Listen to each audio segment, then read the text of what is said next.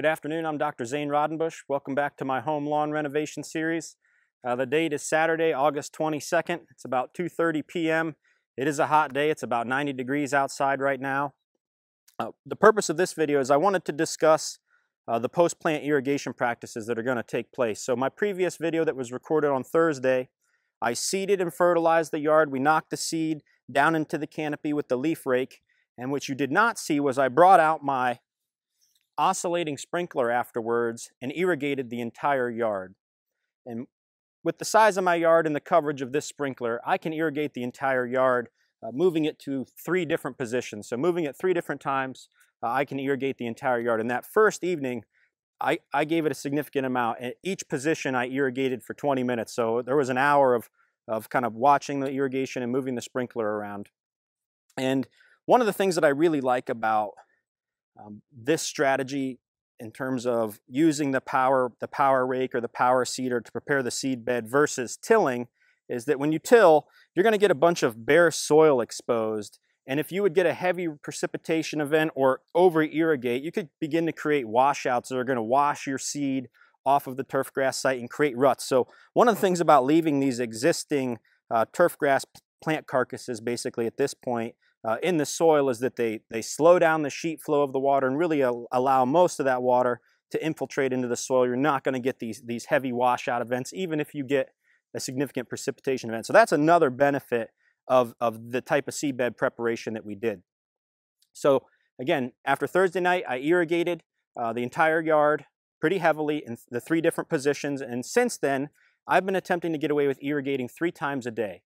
I'm irrigating first thing in the morning when we wake up. I'm irrigating sometime in the afternoon, and I'm irrigating in the evening, the late evening before we go to bed, somewhere between that 9 and 10 o'clock p.m. time frame. And what I wanted to show you was is what we have right now. So, you know, the morning, afternoon, and evening waterings, I'm only running the oscillating sprinkler at about in each position for 10 minutes. So I run it for 10 minutes, move it to the next position, and you do want to take your time and make sure that, you know, most of these oscillating sprinklers give you the ability to change how far, you know, it may oscillate in either direction.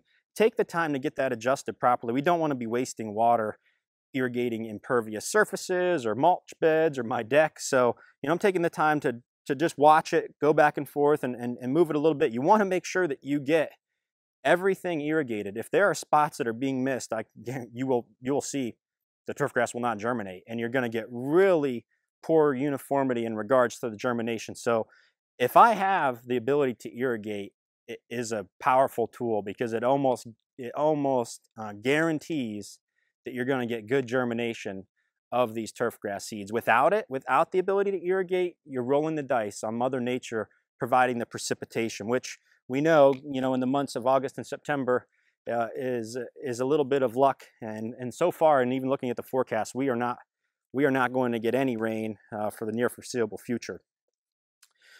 So in terms of that afternoon watering, you know, the morning watering and the evening watering, I mean, you can almost put those on the calendar. The afternoon watering is one that I like to pay attention to. One thing about irrigating when it's really hot outside is that water has a high specific heat. It can really warm the soil. We don't want to boil these young seedlings. So we're just trying to keep the soil moist.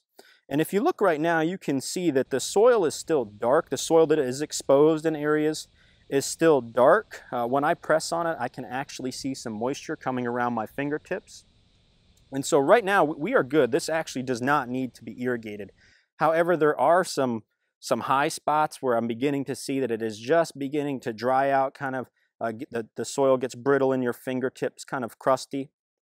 And so within an hour, I would say that I will need to come back out and move my sprinkler to the 3 different positions for about 10 minutes. So you'll want to continue to do this. You know, you're going to see that hopefully hopefully by next Thursday or Friday, we're going to see these plants germinating, especially the turf type tall fescue. The bluegrass, I will be interested to see how long it takes for the bluegrass to germinate. The cultivar jackpot that was in our mixture is a bluegrass cultivar that is known to be a little faster in terms of its germination, but we will keep track of that. But that turf type tall fescue, I would expect to see some germination by the end of next week. But I'm going to continue with that irrigation regime of watering the 3 times a day if the climate stays the way it is. So on these full sun days, you're definitely going to need to irrigate 3 times. It could potentially even be 4 times. If it's an overcast day, you might be able to get away with 1 or 2 times. If it's overcast and raining, you can pack the sprinkler up and save on your water bill. Unfortunately for us right now, it looks like we're going to be in this pattern of hot and dry, which is okay because we do have the irrigation, but I certainly want to be cognizant. I don't want to waste any water if we don't have to. So it's about 3:30. The soil has began to dry out, so I'm going to go ahead and move my sprinkler through its 3 different positions for about 10 minutes each. It's 4 p.m. I've just finished moving the sprinkler through its afternoon watering in the 3 different positions. So I'll pack it up, and then we will water 1 time this evening. So to quickly recap in regards to the irrigation, so following the seeding, it is imperative that you attempt, if you have the ability, to irrigate the lawn immediately after seeding. And to irrigate heavily, we really want to saturate the soil surface to ensure that the turfgrass seeds do imbibe that water. We want them to pull in and absorb as much water as possible, and that's what begins the germination clock. And so once that clock starts, we want to ensure that the soil surface continues to remain moist, but not overly saturated until we begin to see that those plants germinate. If you irrigate haphazardly and allow the soil to go from moist to very dry, back to moist, you're going to see that the consistency of the turfgrass plants in regards to their germination will be really poor. That you're going to have patches that germinate really well and patches that you hardly have any germination on. So you want to try to keep that as consistently as possible. So we'll post another video here in 5, 6, 7 days whenever we begin to see some germination, which, fingers crossed, will hopefully be by the end of next week.